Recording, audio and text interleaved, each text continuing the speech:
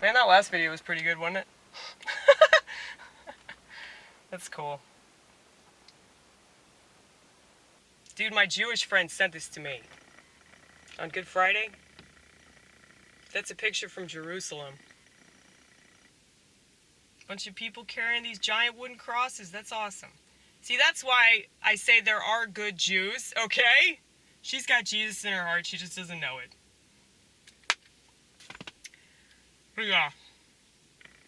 I wanted to read you guys a psalm that I was thinking about earlier. Like, I read this and I couldn't stop thinking about it because I talk about this a lot. You know how I say all answers are in the Bible? It's very, very true. Okay, this is Psalm 50.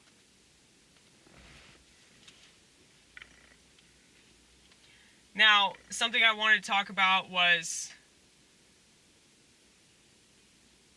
the fact that God is often blamed for shit that goes wrong in people's lives, shit that goes wrong in the world, the fact that the world isn't a good place, it's never been. Well, it was, like, before the devil fucked it all up, and Adam and Eve supposedly, ate some stuff they weren't supposed to eat, and they couldn't even handle paradise. That lets you know. Like, we naturally self-destruct, and I don't really think that's natural, but it is now. So we self-destruct because we can't handle being happy. We can't handle contentment. We can't handle the stuff that God wants for us, which is why people screw it up and they do it wrong. But we can have the kingdom of heaven if we so desire. Most people don't desire that. They complain about how things suck. They complain about their state of mind. They complain about the world, but they're not willing to work for what they want. And it starts with you. Okay, so God is not going to waste his time on people that aren't going to at least acknowledge him somewhat. So, I'll just read it. This is Psalm 50. The mighty God, even the Lord, hath spoken, and called the earth from the rising of the sun unto the going down thereof. Out of Zion, the perfection of beauty, God hath shined. Our God shall come, and shall not keep silence. A fire shall devour before him, and it shall be very tempestuous round about him. He shall call to the heavens from above, and to the earth, that he may judge his people. Gather my saints together unto me, those that have made a covenant with me by sacrifice. And the heavens shall declare his righteousness, for God is himself. And the heavens shall declare his righteousness, for God is judge himself. Selah. Hear, O my people, and I will speak, O Israel, and I will testify against thee. I am God, even thy God. I will not reprove thee for thy sacrifices or thy burnt offerings to have been continually before me. I will take no bullock out of thy house, nor he goats out of thy folds. For every beast of the forest is mine, and the cattle upon 1,000 hills. I know all the fowls of the mountains, and the wild beasts of the field are mine. If I were hungry, I would not tell thee, for the world is mine, and the fullness thereof. Will I eat the flesh of bulls, or drink the blood of goats? Offer unto God thanksgiving, and pay thy vows unto the Most High. And call upon me in the day of trouble, I will deliver thee, and thou shalt glorify me. But unto the wicked God saith, What hast thou to do to declare my statutes, or that thou shouldest take my covenant in thy mouth? Seeing thou hatest instruction, and casteth my words behind thee, when thou sawest a thief, then thou consentest with him, and hast been partaker with adulterers. Thou givest thy mouth to evil, and thy tongue frameth deceit. Thou sittest and speakest against thy brother, thou slanderest thine own mother's son. These things hast thou done, and I kept silence. Thou thoughtest that I was altogether such an one as thyself, but I will reprove thee, and set them in order before thine eyes. Now consider this, ye that forget God, lest I tear you in pieces, and there be none to deliver. Whoso offereth praise glorifieth me, and to him that ordereth his conversation aright will I shew the salvation of God. Okay? What does that mean? Because that's a lot, isn't it? This is the King James Version, by the way. I prefer the King James Version because it is the most poetic. I read the Orthodox one a lot. I have this Psalter that I was given by my friend Paisia. And We could read that one too if you would like. Would you like? Would you like? Vortex, would you like? I hope so.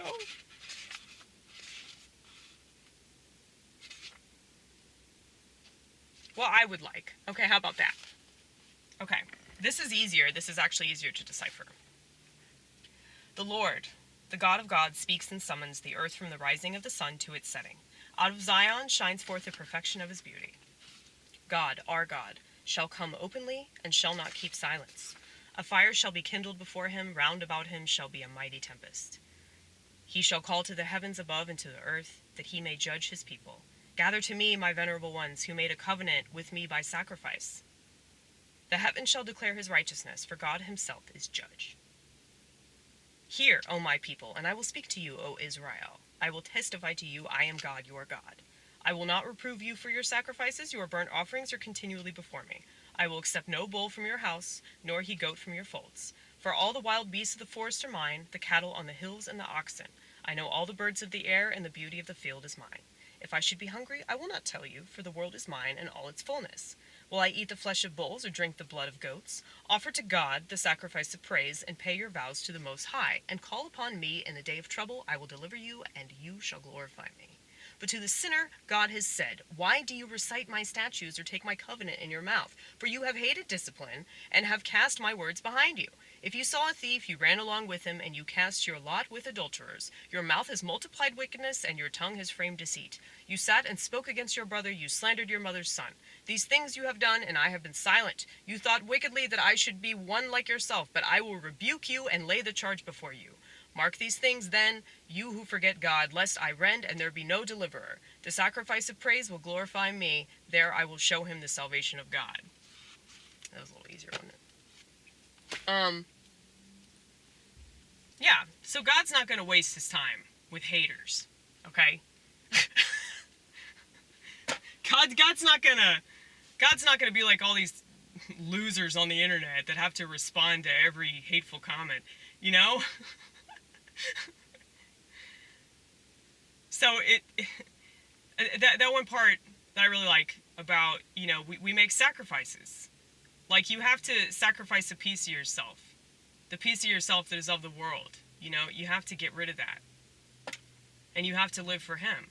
And if you do that, then he'll save your ass. So this is the laywoman's version of Psalm 50, okay? The schizophrenic.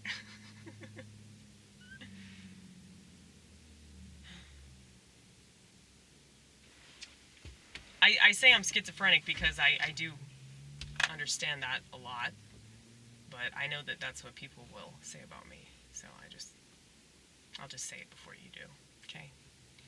But yeah, I mean, if you have a relationship with God, that's what you're going to be called. I mean, John Piper said the same shit. He was Protestant, so yeah, if you talk to God, he talks back. If you regularly commune with God, I mean, yeah, everything about the Orthodox Church is schizophrenic. Everything, you know, especially like the icons. Like, every time I go into church, I get so excited. I'm like, there are my friends. I get to say hi to all my friends again and kiss them on the cheek. But yeah, anyway. Yeah, so if you're willing to yeah, my voice just cracked. If you're willing to show God that you work for him, like, yeah, he'll save you.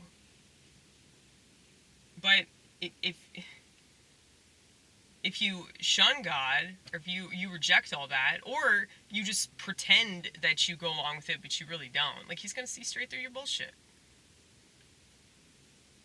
So hold on, I'm gonna go back to this one part.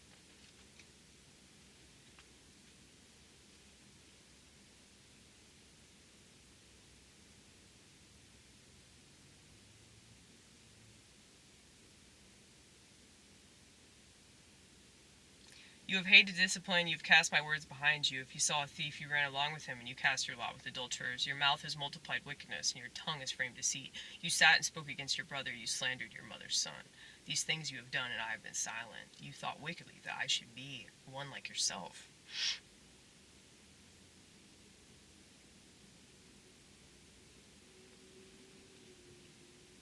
I think this is all about having Christ in you and being the example of God.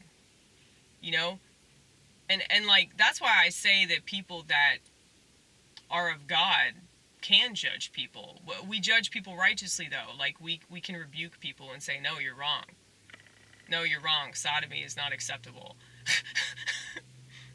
It's an out, not an in, you fucking retard. Just from a logical standpoint, it's not acceptable. But from a spiritual standpoint, it's not, because it really does go against nature. That doesn't mean that you're a piece of garbage for doing that. It just means that, you know, your mind's in the gutter, okay? If your mind's in the gutter, your body's going to be in the gutter eventually too, you know? And you're going to make all kinds of excuses to do things that are just totally reprehensible in more ways than one. Your mouth has multiplied wickedness. Yeah, and the thing is, I look at social media like, yeah, it's so easy to do that. It's so easy. I mean, look at all these different social networks. It's like, one is bad enough. Like, I'm a vlogger, you know, I do YouTube, but I also do Rumble, and it's like I get my fair share of people that don't understand what I do, and they, you know, misinterpret it. But I mean, whatever, it's fine. Like, they're allowed to do that, you know. I'm a crazy artist, and I do unconventional things, and I take a shit on camera, you know, I do stuff like that. It's weird. It's like, why would she do that? Why would she put this on the internet? Yeah, I get it. Like, you're allowed to criticize me, you're allowed to hate on it. But I think about all this stuff that people like put up on the internet that's not artistic, or like, it's not anything, you know. It's just people just yakking, and it's like they're yelling at each other. They're all yelling at each other for doing the same thing. You know? How dare you have an opinion that I don't like? It's not as if I go on here and spout my shitty opinion too. It's not as if I think that I'm totally entitled to my shitty opinion. Everybody's allowed. You need to stop using words like entitled when it comes to things that aren't narcissistic at all, you know? Like, you just have a viewpoint. Like, you're allowed to have a viewpoint. I mean, I don't even think the word allowed is an accurate way to describe it either, because it's like, yeah, that's just a human thing. Like, you have thoughts. You have opinions attached to your thoughts, attached to your views. It's fine. We don't need to rationalize these things. But yeah, our language is designed to infantilize us and make us think that we're either really special, or make us think that, like, oh, everybody does this. Everybody does this, or nobody does this. You know? I hate therapists so much because they've like made it to where, like, we have to go somewhere to talk about certain things. It's like, you can talk to yourself at any time about anything. I wouldn't suggest you telling a random gas station attendant, or, you know, somebody that works at a bookstore, or, you know, a Verizon sales representative. I don't recommend you telling your whole life story to those people. I have done that. But, you know, I don't do that anymore. I don't overshare anymore. Maybe it's because I do that online, but it's like, I don't have a Twitter, I don't do Facebook, I haven't posted on Instagram in like 6 months, something like that. Instagram's changed again, you notice that? Like, I tried to look at my own photos, and I couldn't even do that. Won't even let me access my own account. Yeah, because they just keep changing the format. It's really annoying. So I was too pissed off to, like, post anything. I was going to, but I have a lot of stuff to put up there too, and I just don't feel like it because it's pissing me off. But anyway, Instagram land will have to wait till I get less pissed off about the whole thing. But anyway,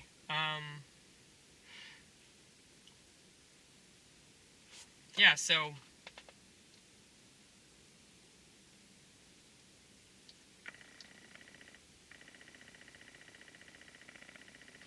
these things you have done, and I have been silent. You thought wickedly that I should be one like yourself. That encapsulates my whole existence. Because I'm so quiet about the things that other people do that are wrong. Because that's why I do so much of this. That's why I make so much content. Because it really does legitimately bother me. The way that people live and the way that... it's not... it's not really like things like homosexuality that bother me. I see those people as victims anyway, because they're victims of a shitty ass culture. Get it? Since they fucking the ass. So they're literal like cultural casualties. Oh, I should write that down. Cultural casualties. That's pretty good, isn't it? Most people are cultural casualties. But, a lot of this stuff, though, with the phones, it's like they choose to be. And they're not even noticing that they feel like shit. But that's why God is letting it happen. That's why God is just letting these people expose themselves for what they truly are. And, when I hear people whine about psychiatrists and big tech, and I'm like, you chose that shit, though. You chose not to pay attention to your body. You chose not to listen to your body. You chose to go along with the world. And people that choose to go along with the world will be punished by the world. Whatever rewards the world will give to you are very temporary.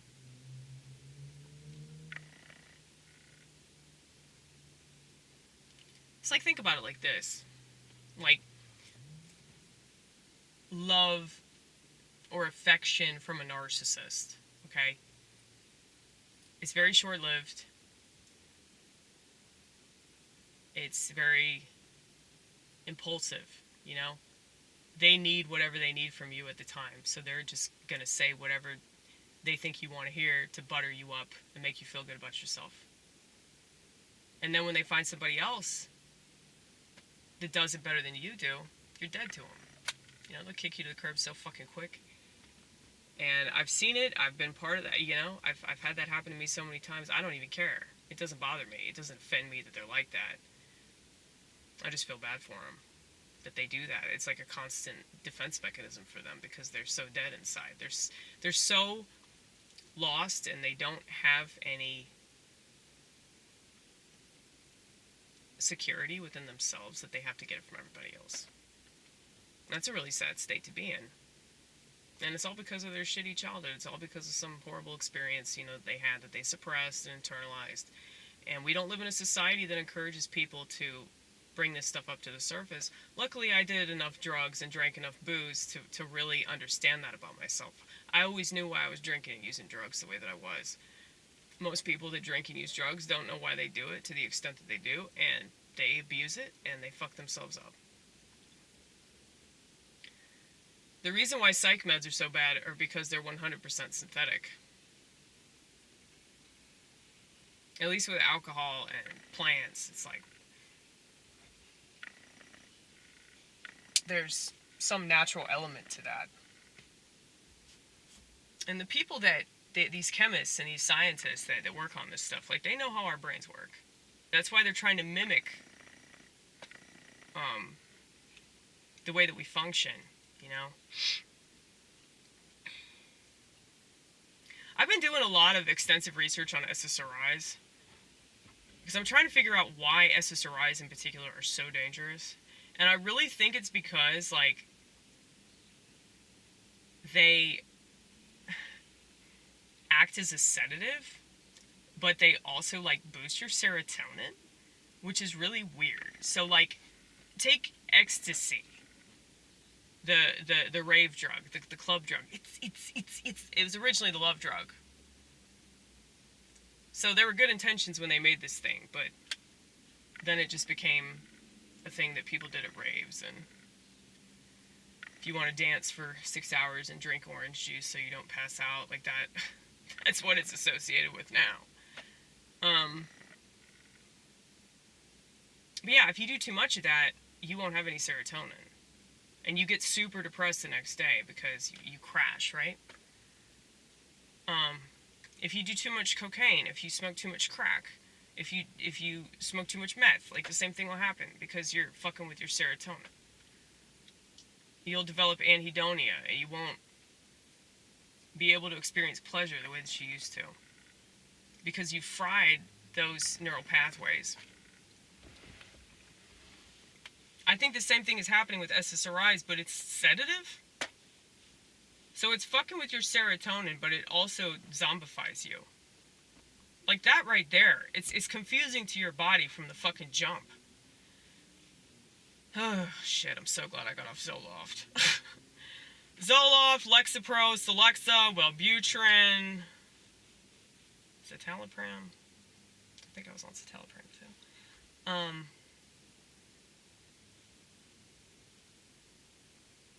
Yeah, this friend of mine, she was going to take Lexapro, and I was like, don't do it. Like, I said don't do it, but then I was like, do your own research. Don't listen to me, just do your own research on it.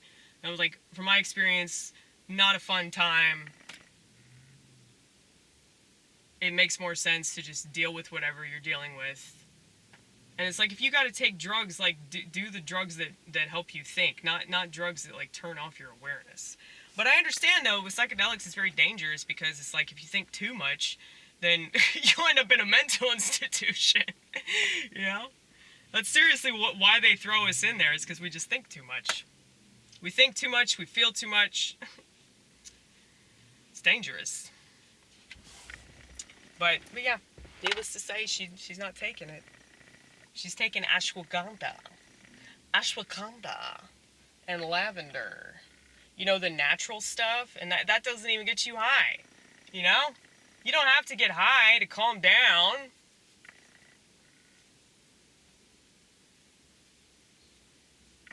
I mean, CBD. CBD is really good for that, too. It's non-psychotic, or non-psychoactive. CBD isolate, mind you. If you have, like, any proclivity towards going into psychosis, do not take anything that has THC in it. Like, make sure that you get a CBD isolate that does not even have the, 0.2% THC or whatever the fuck. But, yeah, it's like there are so many alternatives to what you're told to do by the mainstream garbage people that run the institutions, okay?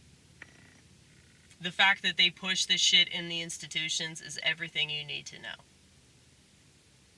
And sadly, you don't have to be in an institution to get on this shit. You can just willingly do it because you don't want to face your problems.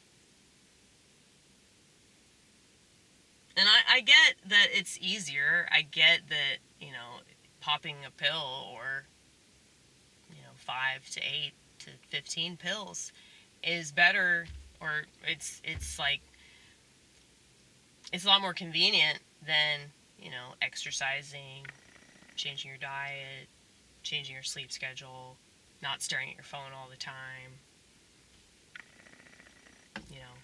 completely revamping your life. I get that, but it's like,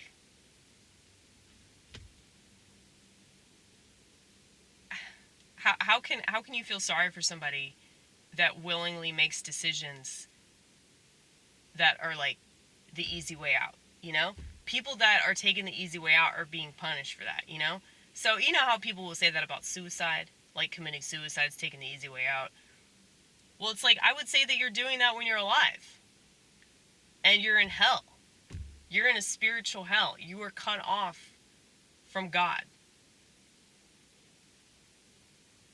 Because if you're messing with your neural pathways and the chemicals in your brain are being altered significantly, and you're not even really understanding it, you're not receptive to what's going on, you're in a dissociative state, you're not even enjoying it, you're not even having a good time, it's like, yeah, you're definitely being punished for being a weak-minded person.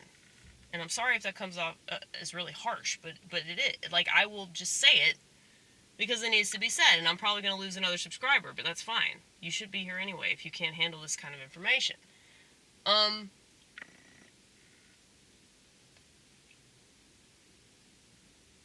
So I told you guys about this article that I read recently about, like, how people that are really politically active, like to an obscene extent, people that are really, really hardcore in their politics, have brain damage. And this was true left, right, center. They originally did this study on veterans from the Vietnam War. But they said that it applied to all types of politics, right? Well, what do Vietnam veterans have in common with liberals that go to fucking Sarah Lawrence? More than likely, they're on medication and they're addicted to their phones. Okay? So I don't think it's just the medication. I don't think it's just the technology. I think that it's a culmination of these things. And it's creating massive amounts of brain damage. I mean, I think that the medication alone does that, and I also think technology alone does that. But the combination of the two, it's like giving people dementia. So, if people don't make any sense, like if their politics don't make sense, and I'm not trying to make this left or right center. I'm just saying if it's hypocritical, if things don't line up, it's because they don't have any actual memory.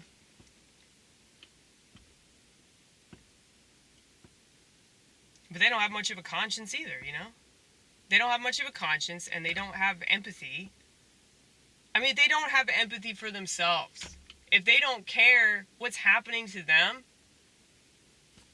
why would they care what happens to anybody else? Especially people that don't think like them.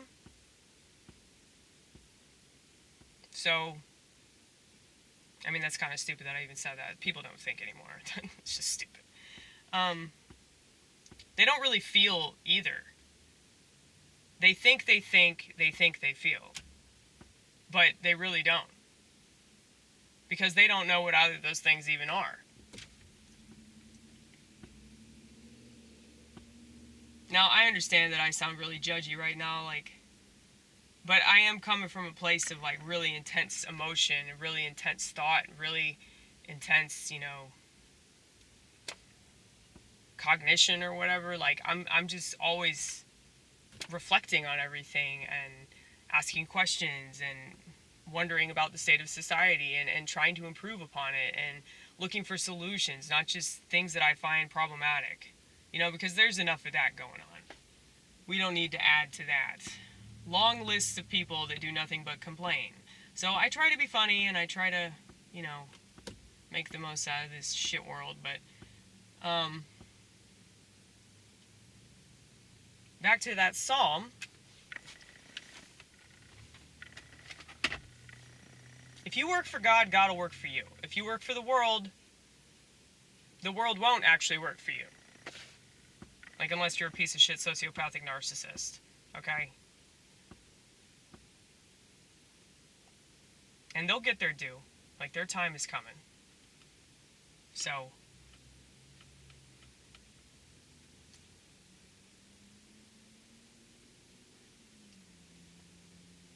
many parts of the Psalms that talk about that too. How these evildoers will eventually perish. And so it's like, there's no point in us, you know, constantly bitching about it or bemoaning the fact that these motherfuckers exist, because, like, you know, there's always going to be evil in the world, and there's always going to be good in the world too, and you choose what you focus on. So if you focus on the good, God will reveal himself to you. and he'll show you his salvation. But if you do nothing but hate and trash anything that's the slightest bit positive, you're not going to get anything good out of that. I know I seem pretty hopeless a lot of the time, but I promise you I'm not.